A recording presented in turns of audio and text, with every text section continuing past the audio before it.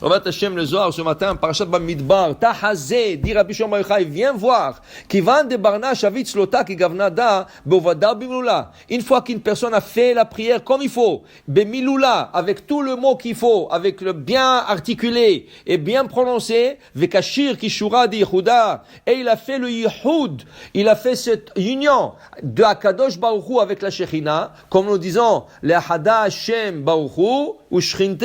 Le Kadosh Baruch Hu avec la Shechina. Une fois qu'il a tout terminé, Ishtakach d'Aliade Mitbarchim, Ilaim Vetatain, avec cette prière que la personne a fait, il emmène des bénédictions au ciel et sur terre.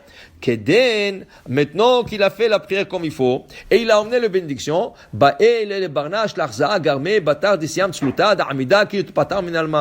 maintenant, la personne doit se voir comme si elle doit quitter ce monde. Pourquoi? Quand tu as fait l'Amida, tu étais devant Akadosh Baruch Hu.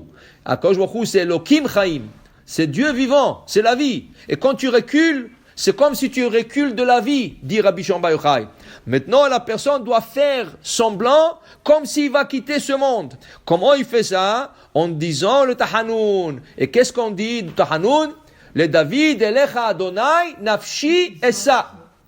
David, il dit, Nafshi Essa. Je donne mon âme. Et il dit ici le Zohar, parce que tu quittes là, tu recules de Etz Achaim, Vekanish Ragloi, et maintenant, il comme s'il est vers le Etz Amita. C'est pour cela que le Zohar explique, quand on dit le David, Elecha, Adonai, Nafshi, Esa, Elohai, Bcha, Vetach, Televosha, le Tahanoun, on doit s'abnéguer, on doit penser que si Akadosh Baruch Hu nous demande de donner l'âme, il faut donner l'âme. Il faut le faire avec la kavana, comme si on quitte ce monde.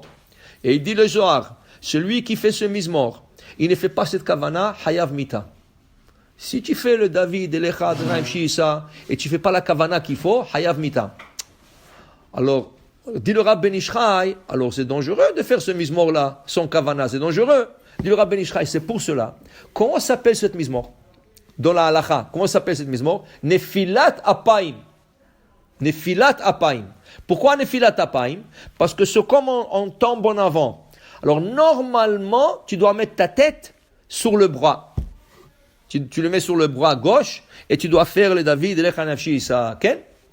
Dit le Rab Ben Ishchai, puisque le Zohar nous dit si tu fais pas de kavanah, c'est hayav mita, on le lira en forme d'un psaume, mizmor. Comme un mizmor. Qu'est-ce qu'on va faire? On va pas se pencher la tête sur le bras.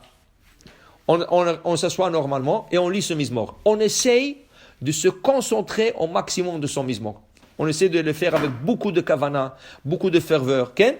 Maintenant, manafshach, dit le Rab Ben Ishchai. S'il a fait la kavana, qu'il quitte ce monde, et voilà, Elecha nafshi essa, becha batachti, je fais confiance à vous Hachem et tout ça.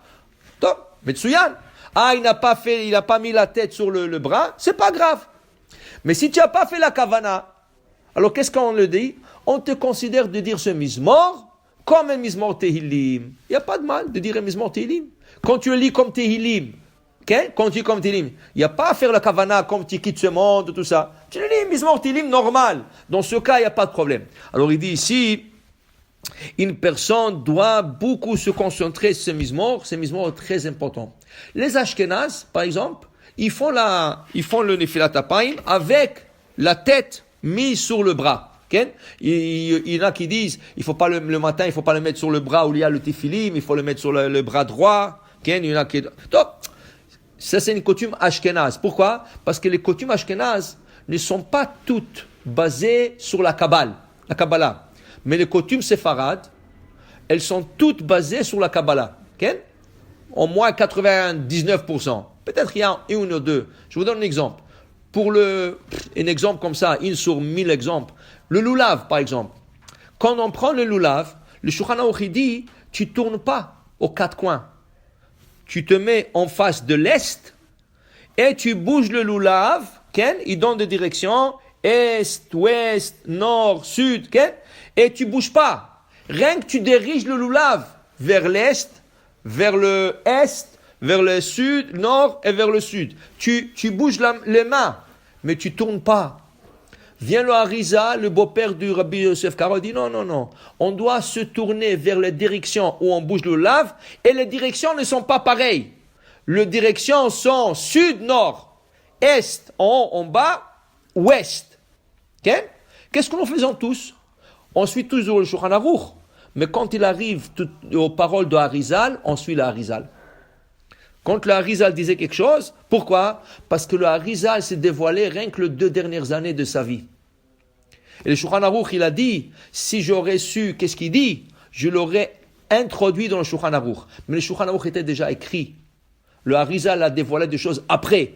Alors oui, il y a le Shulchan Aruch, mais il y a aussi le côté Kabbal. Okay? Alors les Ashkenazes qui étaient en Europe n'ont pas accepté la Torah de Harizal. Même leur côté kabbalistique, il n'est pas pareil comme le Harizal. Il y a différentes versions du Kabbal. Et là, le Séfarade, nous, on tient au Harizal, qui était de dernière génération, il y a 500 ans, et tout ce qu'il disait, c'est des vrais Elohim Haïm. Les Ashkenazes, ils ont un peu de coutumes différents, même au niveau du Kabbal. Okay? Alors, la Kabbalah, c'est pas la même, c'est des différents niveaux. Même la famille Abu Hatzera, okay, ils avaient un différent niveau de Kabbalah. Pas niveau, ils avaient une différente version de la Kabbalah, au point de la pratique de la Kabbalah. Okay? Mais la majorité du monde d'aujourd'hui suit le Harizal.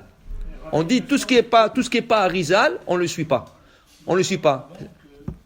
Alors il dit ici que le Harizal, il dit, quand tu fais ce mizmor, tu te penches pas la tête sur le bras. Tu le laisses, tu le lis comme ça, et tu essaies d'avoir la ferveur le plus possible que tu peux. Amen, amen.